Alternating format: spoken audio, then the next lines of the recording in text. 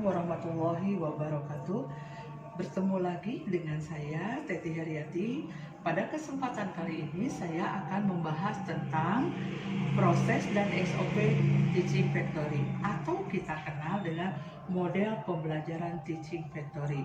Apa itu model pembelajaran Teaching Factory? Untuk mengenal lebih jauh tentang Teaching Factory, kita lihat tayangan berikut ini.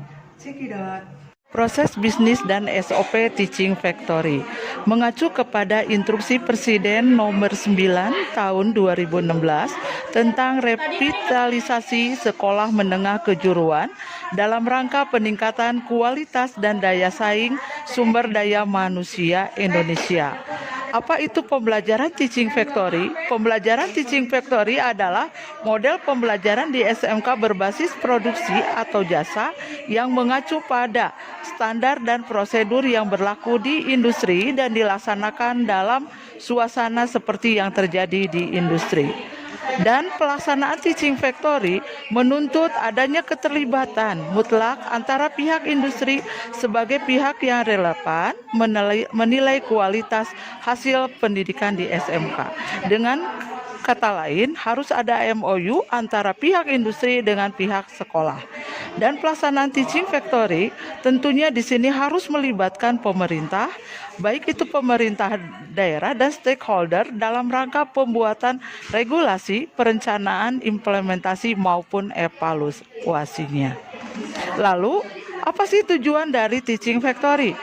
Ada beberapa tujuan Teaching Factory. Pertama, jelas dengan menerapkan model pembelajaran Teaching Factory tentunya berguna untuk memberikan pengalaman yang nyata pada peserta didik agar memiliki kompetensi sesuai dengan tuntutan dunia kerja. Yang keduanya tentunya akan membiasakan peserta didik bekerja dengan fasilitas standar, safety, dan pelayanan prima. Dan tentunya yang ketiga, tenaga pengajar mampu melaksanakan pembelajaran yang efektif dengan memberikan pengalaman nyata. Lalu tujuan yang keempat itu apa? Di sini terlaksananya manajemen pembelajaran yang memberikan kesempatan peserta didik untuk mendapatkan pengalaman belajar yang sama. Bagaimana sih rencana pelaksanaan Teaching Factory di sebuah sekolah? Tentunya di sini yang pertama adalah pengkondisian, sosialisasi TEPA, pembenahan ruang praktek bisnis center.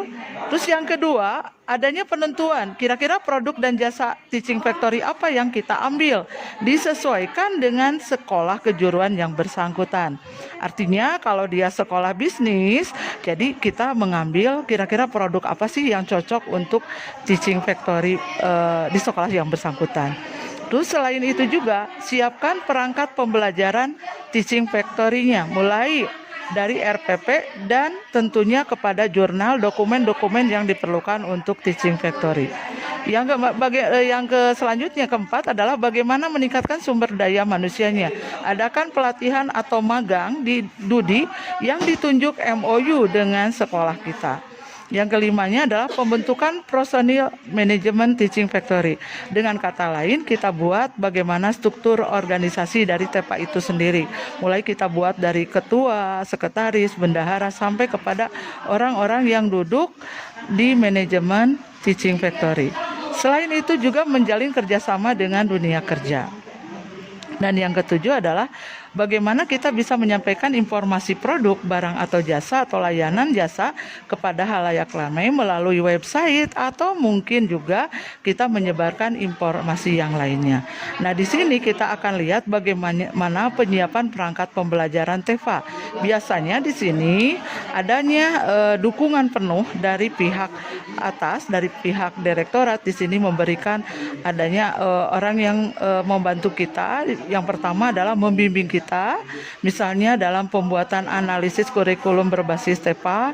Terus yang keduanya adanya RPP, adanya lembar penilaian, lembar informasi, dan lembar kerja.